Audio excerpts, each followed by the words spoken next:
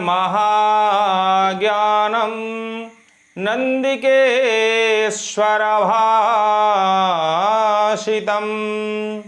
राशीतमं प्रवक्ष्यामि मनुष्याणां शुभाशुभम्। ओं नमः शिवाय। नमस्कार दर्शक बंधु, पुणी थरे आमर कार्यक्रम को आपण मानकु स्वागत जनाऊँगी। तेज आसतु से नंदिकाल रुद्र विषय पुस्तक विषय आलोचना करवा। भगवान शंकर नंदिकेश्वरंक जिज्ञासा को पूरण करने को जाई 27 गोटी नक्षत्र 12 गोटी राशि व्यक्ति विशेष समस्त राशि मानकर कौ राशि नक्षत्र जन्मग्रहण करिले शुभ फल सौभाग्य सुख समृद्धि विजय प्राप्ति करिथांती एवं कौ राशि नक्षत्र रे जन्मग्रहण करिले मनीष सदा सर्वदा दुख कष्ट आयुनाश इत्यादि मर्त्य भोग करिथांती ताहारी विषय आसंतु आज भगवान श्रीमुखर निश्रुत वाणी जहाँ लिपिबद्ध रही नंदिकाल रुद्र पुस्तक रे ताहारी विषय आलोचना करवा। आमे गत भिडियो रे पुनर्वसु नक्षत्र मिथुन राशि विषय आलोचना करथिले। तेबे आज आसंतु आलोचना करवा पुनर्वसु नक्षत्र मिथुन राशि 7/4 ना पुनर्वसु नक्षत्र कर्कट राशि 7/4।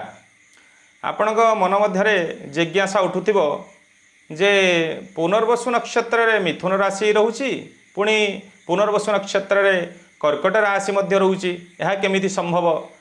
तेबे आसंतु जानिबा। आमर नक्षत्र 4 पाद भोग करिथाए। आमर पुनर्वसु नक्षत्र मिथुन राशि रे 3 पाद भोग कला बेले आ गोटे पाद रही जाई थाए जहाँ आसी आमर पुनर्वसु नक्षत्र कर्कट राशि रे 7/4 रे भोग करिथाए। तेबे आसंतु से 7/4 पुनर्वसु नक्षत्र कर्कट राशि विषय रे आलोचना करवा। एमाने हेउचंती एक पाद अर्थात पुनर्वसु नक्षत्र र एक पाद भोग करिथांती। एमाने होउचंती चंद्र क्षेत्री अर्थात कर्कट राशिर अधिपति होउचंती चंद्र। चंद्रंक गृहरे एमानंकर जन्म से एमानंकु चंद्र क्षेत्री कहा जाए। एमानंकर राशि अधिपति होउचंती चंद्र। एमाने देवगण हेइथांती। एमाने विप्र वर्ण बा ब्राह्मण वर्ण हेइथांती। खंड कपाल अर्थात एमानंक कपाल देखिए आपण देखिए सीधा गार पड़ी थाए जहाँकि 2 भाग खंडरे विभक्त होता है। एमानंक कपाल रे 4 रेखा सृष्टि होता है। आपण जदि तांको कपाल को लक्ष्य करेंगे 4 रेखा सृष्टि होता है जहाँ एमानंकु ज्ञानी एवं गुणी अभिमानी रूपरे चरित्र रे तांकर प्रकाश पाई थाए एवं मायावी आवरण अर्थात एमानंक चरित्र रे ही मायावी थाए। आपण तांको जदि कौनसी कथा एक पचारुचंती अरे बाबू कुआडे जाउचु से प्रकृत रे जोडी जाउचंती सेटा कहिबेनी ना मु सेठी जाउची परा टिके काम अछि, किंतु प्रकृत रे मायावी अर्थात तांकर प्रत्येक कथारे से माया देखै थांती। जोडा करू थांती माया देखि करंती, वास्तव रे सेटा तांकर करी देखेबार काम नुहे। जेमिति कहा जाए हाथीर दांत खाद्य चोबैबारे गोटे होता है आउ देखैबारे गोटे होता है। सेही भली पुनर्वसु नक्षत्र कर्कट राशि 7/4 व्यक्ति विशेष माने तांको प्रत्येक कर्म रे मायावी आवरण रही थाए। वरण देहरे एमानक देहरे अधिकांश स्थान रे वरण जहाँकि मुखरे जदिवा कम होता है मान पृष्ठ अर्थात पिठी रे बहुत वर्ण सृष्टि होता है। मुखरे जो वर्ण हुए ताहा बहुत शीघ्र छाड़ी जाए जमी अनेक लोकंर वर्णर चिन्ह संकेत रही जाए मुखमंडल में सेमती रुहेनि किंतु आम पृष्ठ वर्ण बेसी देखा जाए पिठी रे। क्षीर दिशक एमानंकर शिर लंबा होई थाए। एमाने होउछंती पितृमातृ श्रद्धा, पितृमातृ भक्ति, पितृमातृ को एमाने देवतुल्य विचार करिथांती, भक्ति करिथांती, विश्वास करिथांती एवं तांकर आज्ञाधीन रूप से परिगणित होइथांती। देव ब्राह्मण रे भक्ति एमाने सदा सर्वदा गुरु देव ब्राह्मण रे भक्ति देखैथांती। एमाने काहाकू अपमानित करंती नहीं, एमानक मन मध्यरे सदा सर्वदा भक्ति रही थाए। सुरतिप्रिय एमाने रतिप्रिय होइथांती।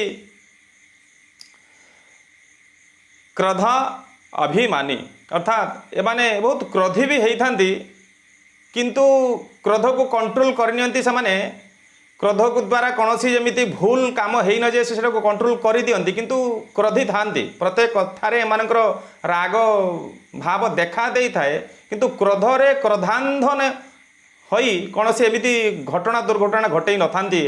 अनेक लोक क्रोधांध होई अर्थात क्रोधरे अंध हो जाई एमिति भूल डिसीजन घटना दुर्घटना घटई थांती। परे माने पश्चाताप करि थांती सेमाने, जहा कि मोर करिवार उचित नथिला, भूल करदेली। किंतु कर्कट राशि व्यक्ति विशेष माने क्रोधी हेइथिले मध्य से सब को कंट्रोल करनियंती, सेमती कसी घटना दुर्घटना तांकर घटांती नाही। बहुत माने अभिमानी हेइथांती मध्य एमाने देखंतु जदि तांकर जो यज्ञ बा पदरे माने अछंती से भलिया जगार जदि तांकु डका न जाए, अन्य कोनसी रूप रे डका जाए, जोड़ी से मुख्य अतिथि होबा कथा सेठी तांकु अतिथि रूप जदि निमंत्रण करा जाए, से अभिमान प्रकाश करंती, से जगह को जानती नाही। एवं तांकु जदि ससम्मान निमंत्रण करा न जाए, सेठी से भोजन भी करंती नाही एवं आसन भी ग्रहण करंती नाही एवं से स्थान को जानती भी नाही। एमानकर अभिमान तांक मन मध्य बहुत रही थाए। स्वाभिमान जहाँ विचार करा जाई पारिबो। एमाने पुत्र कष्टी होइतांती, एमाने पुत्र प्राप्ति पाई बहुत एमान कष्ट साधन होता है। पुत्र प्राप्ति होबारे अथवा जदि पुत्र प्राप्ति हो गला तार स्वास्थ्यगत समस्या को लेकिन चिंतित हो पारती बा बड़ परे जहाँ कि तांको सहित मतांतर मनांतर देखा दे थाए पितृंक सहित सही पुत्र पाई से कष्ट प्रकार अनुभव करथांती।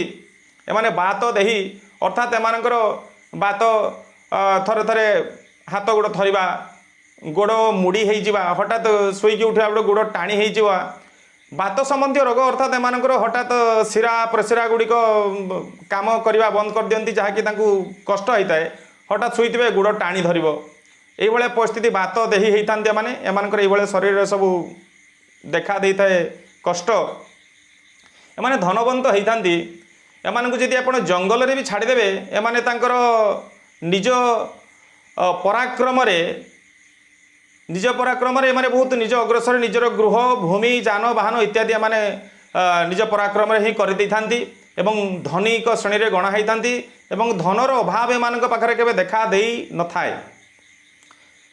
पर कथा श्रवणकारी आंकर एटा गोटे भी खराब गुण आपण कहि परिबे।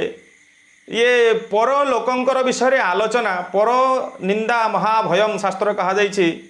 पर निंदा भल जिनस नुहे, किंतु आंकर कर्कट राशि पुनर्वसु नक्षत्र कर्कट राशि 7/4 व्यक्ति विशेष लक्षण यह से पर कथारे मुंड पुरे थांती, पर कथा श्रवण करि एमती जाउथिबे, अरे तांकर गोटे कौन होउतला पाटितुंड काली, अरे तू जाइथिलु सेठी कौन किछि हेलानी कि, जोटा अनावश्यक से जिनस गुड़ा माने टिके भल पाई थांती। श्रवणकारी पर कथा चर्चा करिबा, श्रवण करिबा इत्यादि तांकर थाए।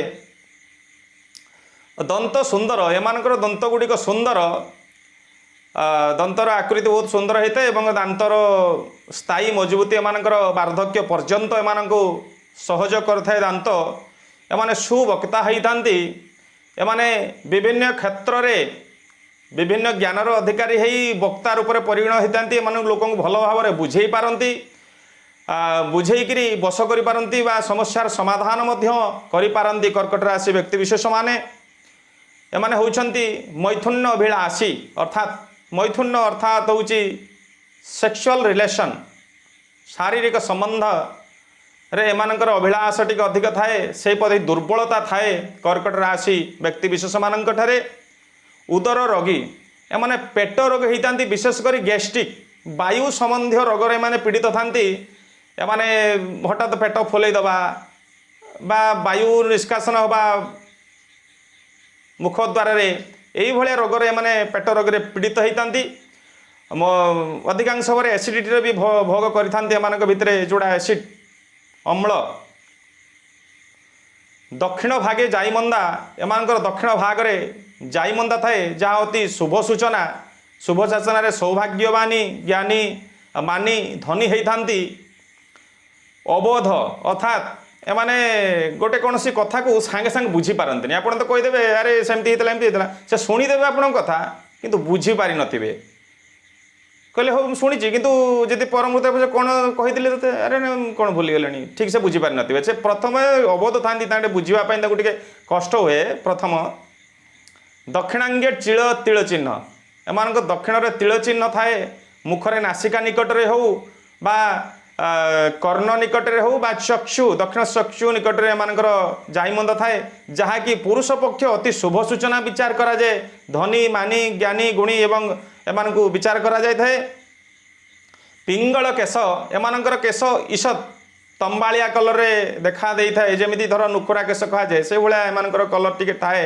केशर पंडित एमाने एमानकर भितरे पांडित्य थाए विभिन्न शास्त्र आलोचना पुराण आलोचना द्वारा एमानकर समय व्यतीत होता है एमानकर एमानकु ज्ञानी पंडित मध्य होती प्रवासी अर्थात एमाने प्रवास रे थांती अर्थात जोड़ी जन्म होती से सेठी न रही बाहर तांकर उन्नति अधिक होता है बाहर ही तांकर समय अधिक समय कटि थाए धरंतु देश बाहर हो बा राज्य रे जन्म होते देश भितर कटि थाए जो जगार से जन्म होते से बाहर जगार जाकर समय अतिवाहित होता है मन निर्मल एमानकर गोटे भल गुण होची एमानकर मन सदा सर्वदा निर्मल एमाने क्या किसी कहीदेले से पूरा निर्मल मन ही कही था हुए तो से कथाटा क्या खराब लगिपे किंतु से भल उद्देश्य कही था अरे जमी गोटे लोक किसी गोटे भूल काम करने जाऊँ अरे अरे सेमती करनी तर एटा बहुत क्षति हम तू एमती कौन करुका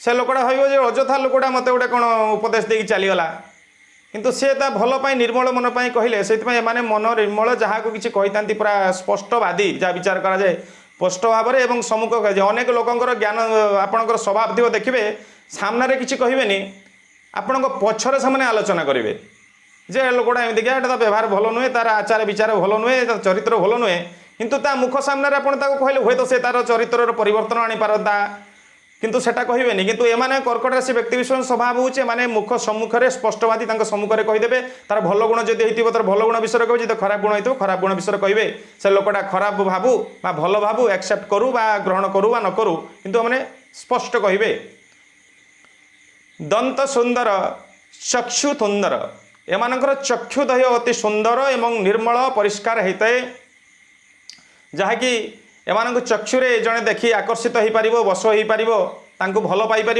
एमान चक्षुरे सेतिकी आकर्षणर शक्ति थाए एमाने सुंदर बदन होती एमाने प्रत्येक लोक एमान को भल पाई थांती आमान जहाँ को कहा जाए आमर हैंडसम कह जाई परिबो जे बहुत भल सौंदर्य गठन शैली एमानकर शरीर गठन से भाया होता है लोम देही एमानकर देहरे अधिकांश स्थान रे लोम देखा दे थाए जहाँकि लोम देही ज्ञानवंत दूरदर्शी एमान पांडित्य तो एमती स्वभाव गुण थाए एमानकर ज्ञान बल रे एमाने दूरदर्शी हो पारती से माने जानी पारती जे मु जगह को जीवा द्वारा मोर क्षति कौन हम यही लोकटा सहित सांग हेले द्वारा मोर क्षति कौन हम लाभ कौन हम ये भाया दूरदर्शिता भितर थाए जहाँकि से अनेक विपदरू निजको बंचे पारि थांती एवं लोक मानू भी साहाय्य करि पारि थांती से दूरदर्शितार फल तबे वर्तमान पई आमे पुनर्वसु नक्षत्र कर्कट राशि विषय नंदिकाल रुद्र भगवान मुखनिश्चित वाणी विषय आलोचना कले पुनर्वसु नक्षत्र कर्कट राशि 7/4 विषय आसंतु रिष्ट अपमृत्यु मृत्यु विषय आलोचना करिबा तेबे आसंतु देखिबा 3 वर्ष 7 मास 8 दिने पेट रोग एमानकर पेट रोगर पीड़ित होई बहुत कष्ट जंत्रणा भोग करिथांती एई रिष्टरे ତାଙ୍କର ଅପମୃତ୍ୟୁ ଯୋଗ ବି ଶୋଚନା ରହୁଅଛି। ତେବେ ନେକ୍ସଟ ଆସୁଛି 8 ବର୍ଷ 4 ମାସ 4 ଦିନ ଶୂଳ ପୀଡ଼ା ଅର୍ଥାତ୍ ମଳଦ୍ୱାର ସମ୍ବନ୍ଧୀୟ ରୋଗରେ ପୀଡ଼ିତ ଅର୍ଶ ଇତ୍ୟାଦି ଯେଉଁ ରୋଗମାନେ ରହିଛି ମଳଦ୍ୱାର ସମ୍ବନ୍ଧୀୟ ରୋଗ ସେ ରୋଗରେ ପୀଡ଼ିତ ହେଇ କଷ୍ଟ ଭୋଗ କରିବାର ଯୋଗ ଦେଖାଉଅଛି।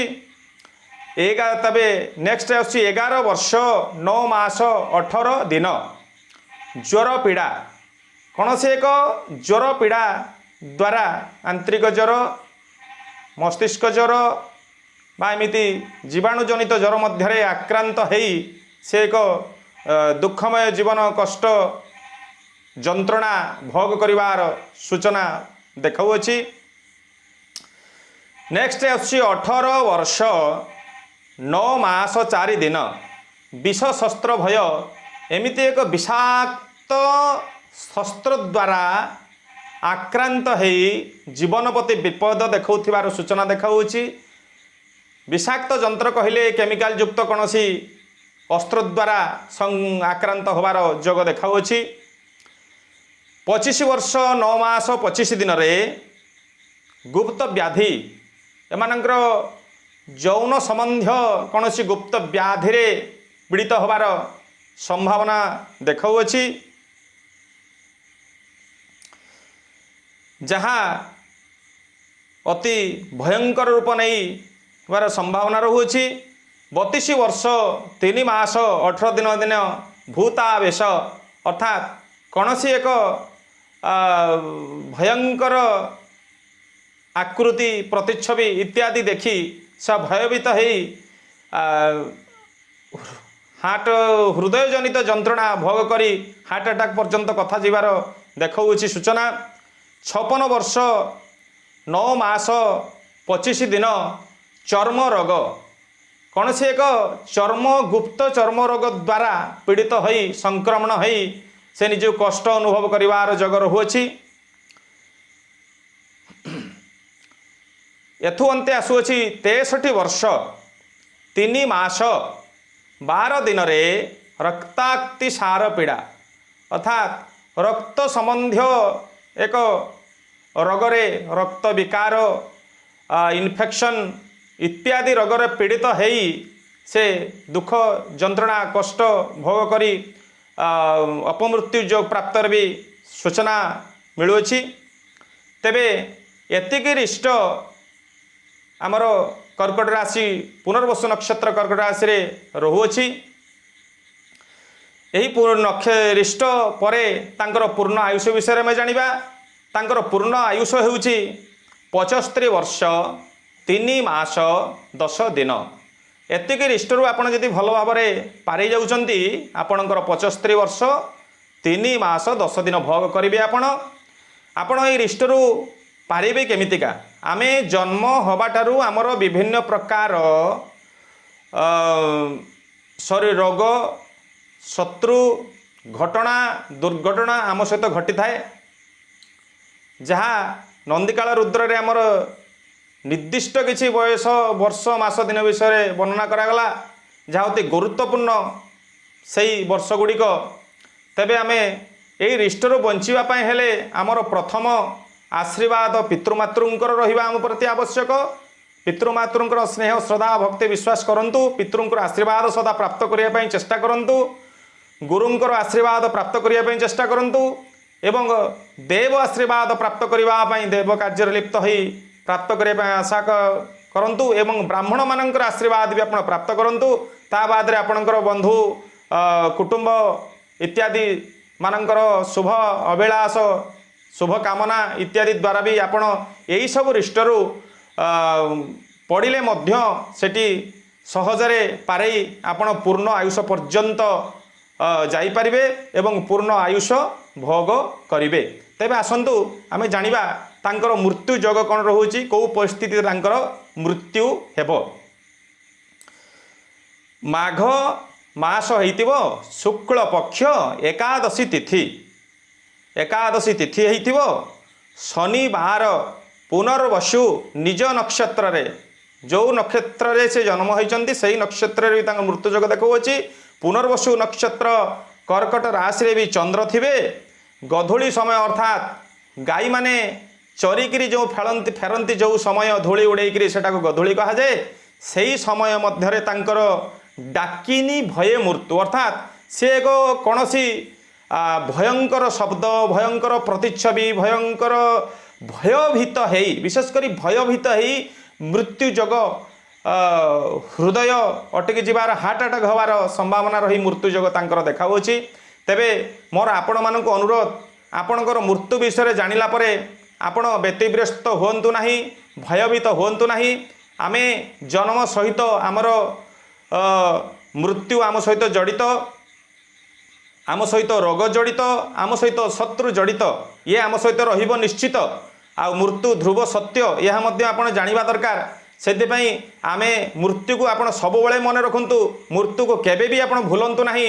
आमर समाज जदि आज जहाँ विशृंखल देखा दउची चोरी टाउटरी डकायती व्यभिचार एवं अन्याय अत्याचार सेही लोक माने तांको मृत्यु को ही से भूली जाइछंती जे आमे जहाँ करूचे आमे मृत्युर सबकिछि आमको छड़े नब आमे मृत्युर शिकार हवा जेते कर्म होइथिबो ता आम पई कष्टदायक हबो सेही लोक माने जदि निज मृत्यु को मन रखती जड़े अकर्म करने केबे भी आग भयभीत हम अकर्म करिबो नाही सेइथिपाई मोर आपण मानक अनुरोध निज मृत्यु को जानिला परे भगवान का आश्रित हुंतु निजर कर्म को परिवर्तन करंतु सत्कर्म करंतु मर्त्य जेते जने रहिचंती प्रत्येक जो परमात्मा अंश जीवात्मा मानक सेवा करंतु सांको संतुष्ट करंतु जीवात्मा यदि संतुष्ट हो गले परमात्मा संतुष्ट हेबे एवं आपणकर जन्म धन्य हो जिवो आमर चतुर्वर्ग अर्थात आमे जो आमर आशा थाए प्रत्येक मनुष्यंकर धर्म अर्थ काम मोक्ष यही चतुर्वर्ग प्राप्त हो एवं मोक्ष प्राप्ति आड़ को आपण जीवे यही आपण जीवन सारांश हम मृत्यु को जानिला परे भयभीत केबे भी होंतु नहीं मृत्यु को प्रत्येक दिन मन रखंतु आपण प्रत्येक दिन भावंतु आपण जीवन गोटे दिन कटि जाउची अर्थ आपण आयुषर गोटे दिन कटि जाउची आपण मृत्युर निकटवर्ती होउचंती यही भावना रुहंतु सत्कर्म करंतु भगवान शंकर रुद्रंकर जा मृत्युर देवता गॉड ऑफ डेथ र देवता शंकर मन करा जाए से भगवान शंकर मृत्यु विषय जो सूचना देइछंती तांकु श्रवण करंतु राशि विषय निजर जहाँ लक्षण गुण चरित्र विषय आलोचना कली ताकु देखंतु एवं निजर जदि भल अछि ताकु नेकी चलतु जहाँ खराब अच्छी ताकू सुधारे चेष्टा करूँ यही आपण जीवन पाई मंगलमय हेबो एति कही मु भिडियोटी को आज समाप्त करुच्ची पुणी थरे नेक्स्ट भिडियो रे आमे देखा हबो नेक्स्ट टाइम आरंभ करवा पुष्या नक्षत्र कर्कट राशि 8/4 विषय आमे आलोचना करवा रहिली नमस्कार ओम नमः शिवाय जय जगन्नाथ।